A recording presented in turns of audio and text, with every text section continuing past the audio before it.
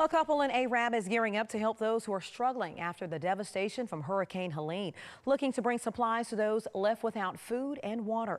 News 19's Archie Snowden shows us how they're making that happen. CJ and his wife Angela are volunteer firefighters with the Ruth Fire Department and want to help the victims of Hurricane Helene.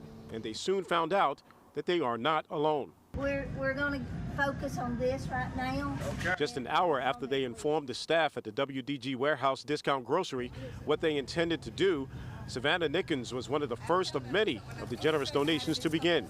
We've really wanted to help, and we've just really been praying, show us a way we can help. CJ and Angela said that after watching the flood devastation on social media, their natural desire as first responders to want to help people in need kicked in. They need all the donations they can get, and I feel like we should step up as a community and help them, because I feel like they would do the same for us. And